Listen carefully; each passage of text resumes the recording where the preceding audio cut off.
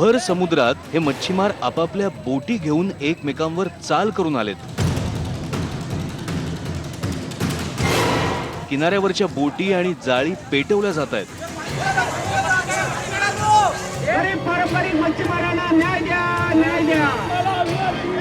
हा संघर्ष आहे रोजीरोटीसाठी शाश्वत मासेमारीचा आग्रह धरणारे पारंपरिक मच्छीमार आणि मासेमारीत पैसा गुंतवणाऱ्या आधुनिक मच्छीमारांमधला, म्हणजेच गिलनेट विरुद्ध पर्ससीन जाळ्यांनी मासेमारी करणाऱ्यांचा।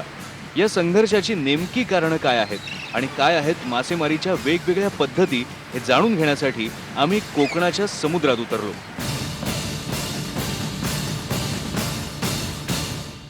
कसेल त्याची जमीन आणि मासे मारेल त्याचा समुद्र, ही परिस्थिती आता महाराष्ट्रामध्ये राहिलेली नाही। महाराष्ट्राच्या सबंध किनारपट्टीवर पारंपरिक मच्छीमार असतील, मिनी पर्सिन धारक असतील, पर्सिन धारक असतील, ट्रॉलर्स धारक असतील, हायस्पीड ट्रॉलर धारक असतील, या सबंध मच्छीमारांमध्ये समुद्रावर हक्क कुणाचा यासाठी संघर्ष सुरू झाला।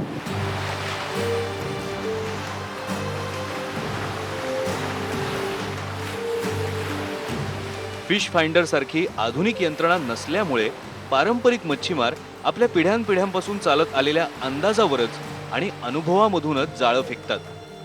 मालवण धुरीवाड्यातल्या राजेंद्र सावंत यांनीही असंच अंदाजानं जाळं फेकलंय आणि तास दीड तासानं ओढ्याला घेतल्यावर लक्षात आलं की थोडाफार बांगडा या जाळ्याला लागलाय। हे बघा, म्हणजे हे छोट्या बांगडा आहे हा, आणि आता जाळं ओढण्याचं काम सुरू आहे आणि या जाळ्यामध्ये छोटा बांगडा मासा मिळालेला आपण बघतो आहोत।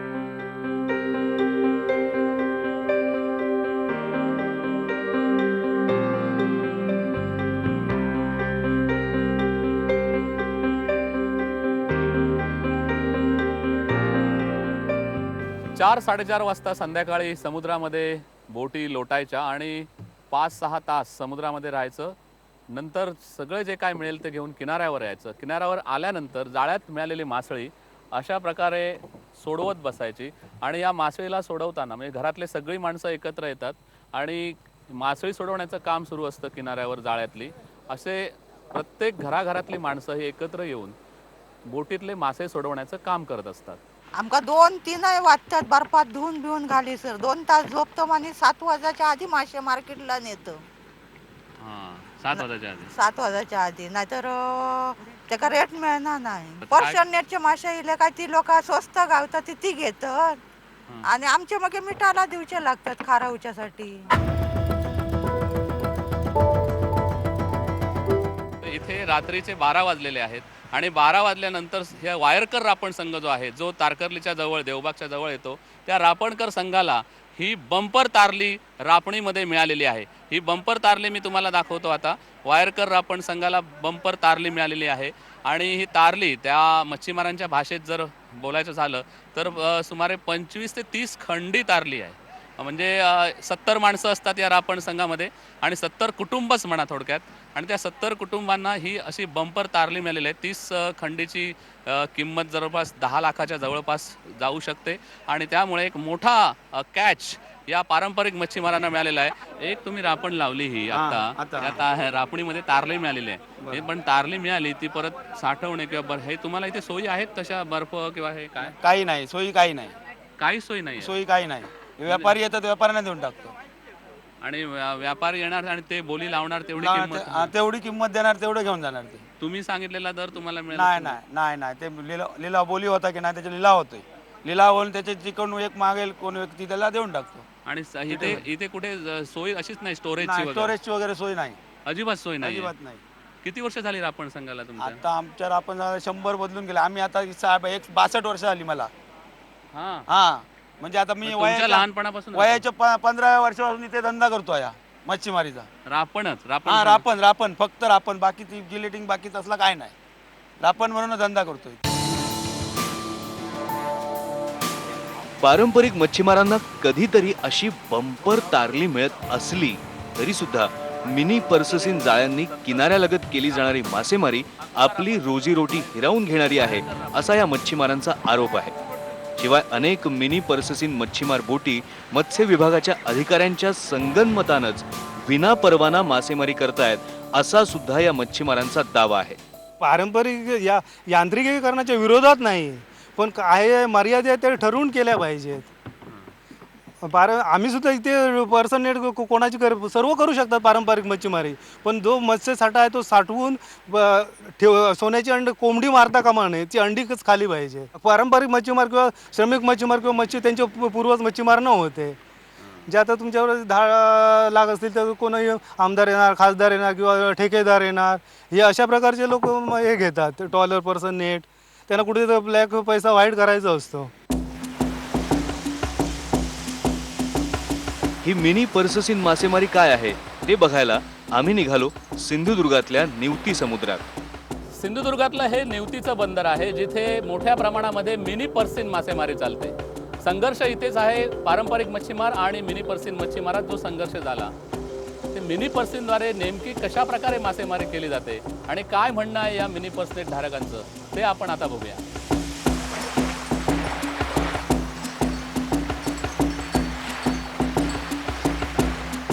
मिनी पर्सिन जाळं हे असं असतं, छोटं जाळं असतं पर्सेट, आणि तारली असेल किंवा बांगडा असेल अशा प्रकारचा मासा मारला जातो या जाळ्यातून. आणि जवळपास 10 ते 12 जणांचा हा क्रू असतो. आणि या जाळं मासे दिसले तरच हे जाळं मारलं जातं. त्यामुळे इथल्या मच्छीमारांचं म्हणणं आहे की पर्यावरणाची कोणतीही तशी हानी इथे होत नाही. मासे जोपर्यंत दिसत नाहीत तोपर्यंत जाळं हे फेकलं जात नाहीत. आणि त्यामुळे हे समुद्रातलं जाळं एकदा फेकलं की नंतर काही काळ थांबून ते गिअरद्वारे ओढलं जातं. आणि मग मिळाले तर मिळाले, नाही तर पुन्हा तसंच हे लोक सुद्धा माघारी देतात.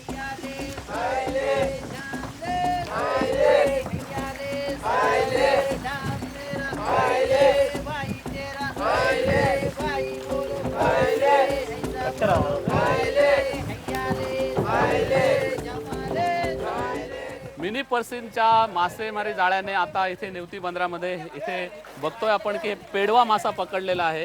हा पेडवा आहे. हा आता पेडवा या छोट्या होडीमध्ये काढण्यात येणार आहे. आणि अगदी ताजे फडफडीत पेडवे ज्याला आपण म्हणतो ते इथे आता आपण बघतो आहोत. भरपूर मोठ्या प्रमाणात हा मासा असा इथे दिसतो आहे. आणि या जाळ्याची पद्धत अशी आहे की मासे दिसले तरच हे जाळं समुद्रात टाकण्यात येतं. ट्रॉलरसारखं हे हानिकारक नाही. ट्रॉलर हे असं एकदम हानिकारक जाळं असतं तसं हे नाही आहे. त्यामुळे ही जवळपास एक पारंपरिकच म्हणता येईल अशी पद्धत आहे. आणि त्यामुळे इथे हे आता पेडवे जे आहेत हे आता या बोटीतून, या जाळ्यातून या छोट्या बोटीत घेतले जात आहेत.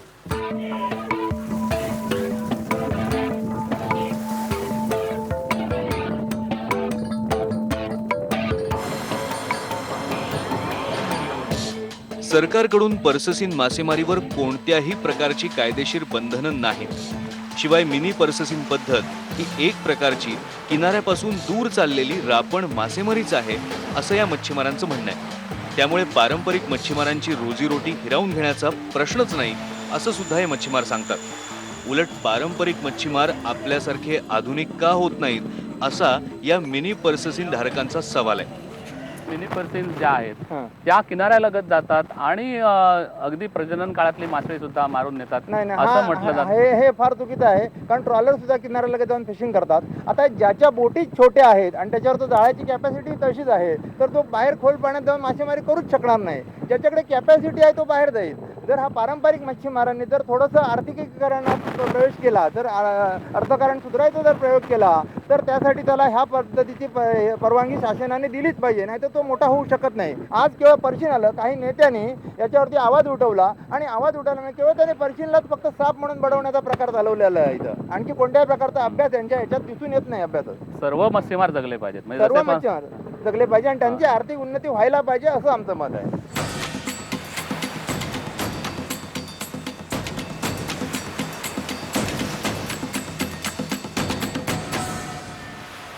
माझ्याकडे एक हे साप्ताहिक आहे जे 1969 साली प्रसिद्ध झालेलं आहे मालवणमधून. 46 वर्षापूर्वी साप्ताहिक हिंद वैभव नावाचं. आणि या साप्ताहिकामध्ये देवबाग विकास परिषदेचा उल्लेख आहे, ज्या विकास परिषदेला तत्कालीन कृषी मंत्री बाळासाहेब सावंत उपस्थित होते. आणि त्यांनी असं म्हटलेलं आहे मच्छीमारांच्या बाबतीत की पारंपरिक मच्छीमारांनी आता यांत्रिकीकरणाची कास धरायला हवी. अमेरिकेची बोट थेट मालवण बंदरात उभी राहायला हवी आणि त्याच्यामध्ये हवाबंद मासे भरले गेले पाहिजेत. पण हे वक्तव्य म्हणून 46 वर्षानंतर सुद्धा आज साधा बर्फ उपलब्ध होत नाही आहे पारंपरिक मच्छीमारांना, किंवा कुठल्याही पद्धतीची सुविधा नाही आहेत, बोटी लावायला एक साधी धक्का मिळत नाही, तर मग पारंपरिक मच्छीमार यांत्रिकीकरणाकडे वळणार कसे हा एक प्रश्न. आणि दुसरीकडे खूप मोठ्या प्रमाणात भांडवलदार या व्यवसायात आल्यामुळे यांत्रिकीकरण आणि अनिर्बंध मासेमारीला ऊत आलाय आणि या सगळ्याचं कारण सुद्धा या मच्छीमारांच्या संघर्षात झालंय.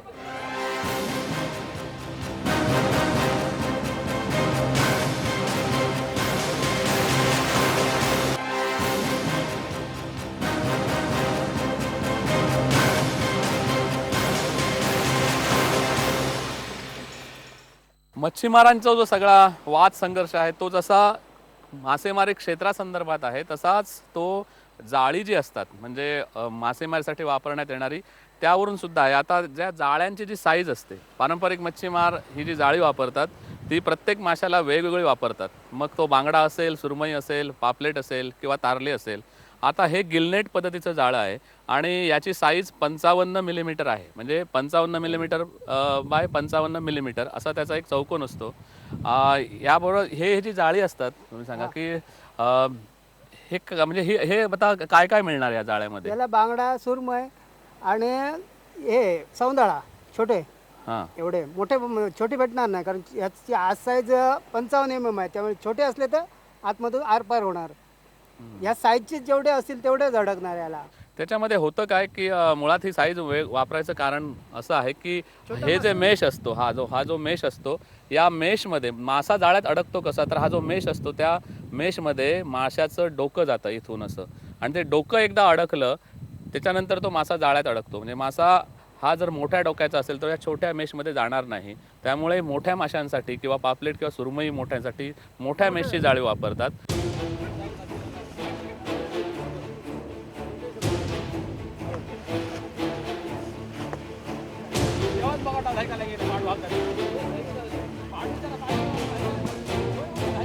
मत्स्यबीज आणि मत्स्य प्रजातींचा ऱ्हास टाळण्यासाठी राज्य सरकारने मेश रेग्युलेशन ॲक्टची तरतूद केली, पण पर्ससीनधारक हा कायदा पाळत नसल्याचं पारंपरिक मच्छीमार सांगतात. साईजनुसार जर बघायला आपण आकारमानानुसार गेलो तर बांगडा, तारली, ढोमा, सुरमई, पापलेट, हलवा किंवा तवर या पद्धतीचे मासेमारी करताना त्या माशाच्या डोकीकडच्या आकारमानानुसार किंवा त्या प्रवाहित होणाऱ्या माशाच्या वेगानुसार जाळ्याची साईज असणं आवश्यक आहे, असा शासनाचा निकष आहे. परंतु मिनी पर्सिसन किंवा मोठे पर्सिसनधारक हे एकाच साईजचे म्हणजे मिनिमम 8 mm किंवा 12 mmचं जाळं वापरून सगळ्या तऱ्हेच्या मासे प्रजातीचा ऱ्हास करतायत. हा ऱ्हास होऊ नये किंवा आपले लोकजीवन आहे किंवा आपला जो रोजगार आहे हा हिरावून घेऊन जाऊ नये याच्यासाठी पारंपरिक मच्छीमार आज लढा देत आहेत.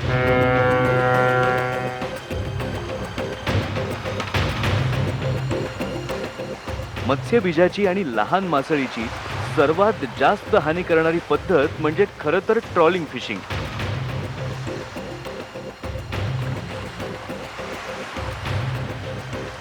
समुद्राच्या तळाशी जाळं नेऊन पापलेट, सुरमई, कोळंबी असे किमती मासे वाटेल तितक्या वेळा खरवडून काढायचे, हेच या फिशिंग ट्रॉलर्सचं काम.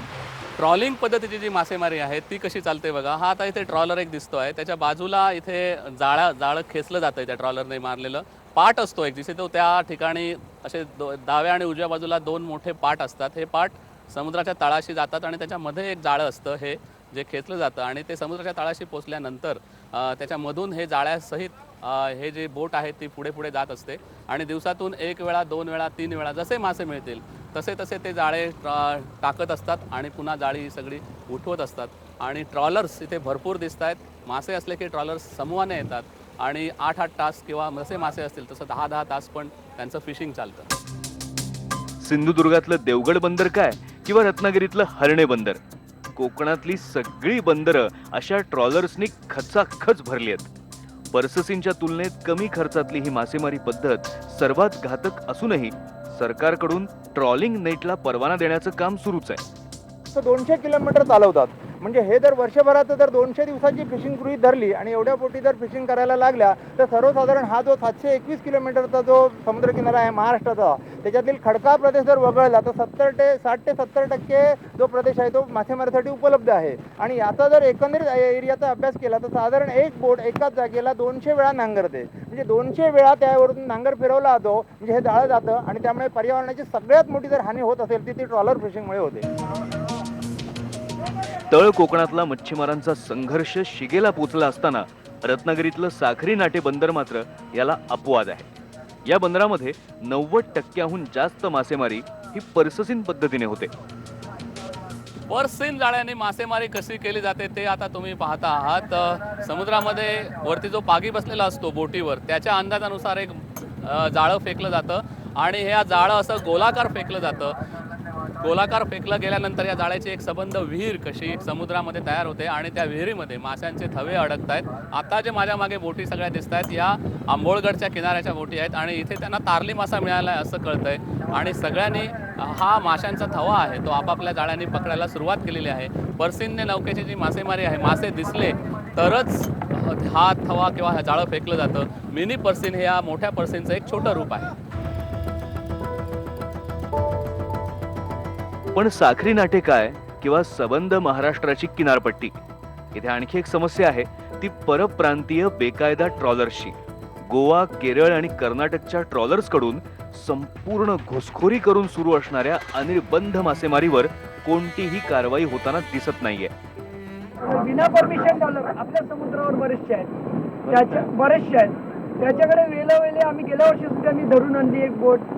असे बरेचसे बोटी आहेत पण त्यांना त्रास देत नाही. पण आमच्याकडे एक पेपर जरी नसला तरी हे कुठून आला ते कुठून आला हा प्रश्न पडतो आम्हाला.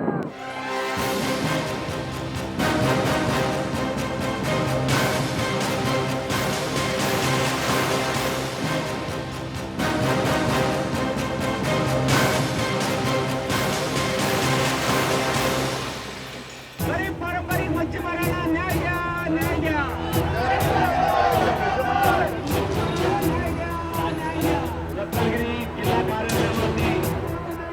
समुद्राच्या हक्कावरून भडकलेल्या कोकणातल्या मच्छीमारांना शांत करण्याऐवजी शिवसेना भाजपच्या सत्ताधारी पुढाऱ्यांनीच मतांच्या सोयीसाठी या मच्छीमारांना वाटून घेतलंय. तुमचा एक लोकप्रतिनिधी म्हणून मी असू दे तुमच्या पूर्णपणे पाठीशी आहोत. शिवसेना पारंपरिक मच्छीमारांच्या बाजूने तर भाजपचे नेते मिनी पर्ससीनवाल्यांच्या बाजूने रस्त्यावर उतरतायत. त्यामुळे उलट या वादामध्ये आणखी तेल ओतलं जातंय. केवळ महाराष्ट्रातच नाही तर देशभरातले मच्छीमारांचे वाढते संघर्ष लक्षात घेऊन केंद्र सरकारनं राष्ट्रीय सागरी मासेमारी धोरणाची पुनर्रचना करण्याचं ठरवलंय. त्यासाठी 85 प्रश्नांची प्रश्नावली तयार करण्यात आली आहे आणि सर्वसामान्य नागरिकांपासून ते मत्स्य व्यवसायातल्या प्रत्येक घटकाकडून त्यावर अभिप्राय मागवले जात आहेत.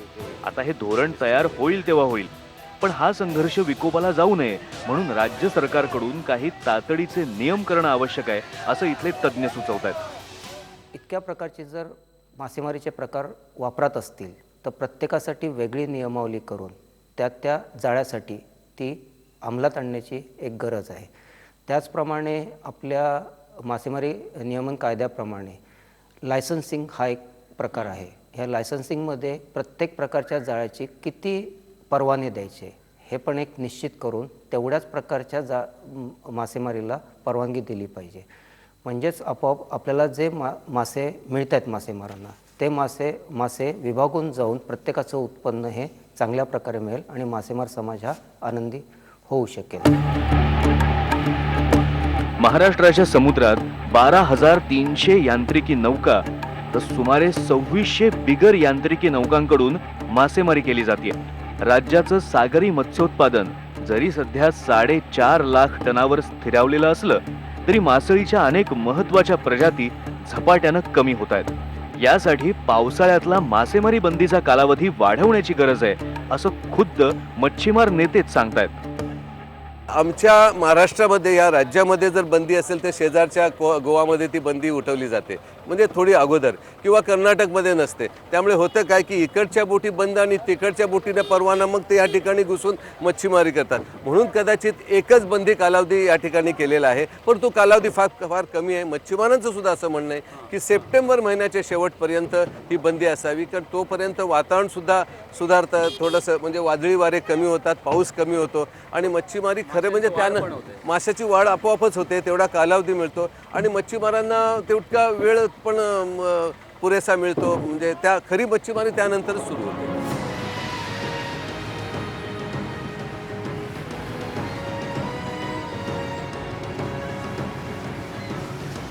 ही सगळी परिस्थिती बघता दिवस रात्र समुद्राशी झुंजत नेहमी मासळीला आपल्या जाळ्यात अडकवणारा मच्छीमार स्वतःच या परिस्थितीच्या जाळ्यात अडकत चाललाय.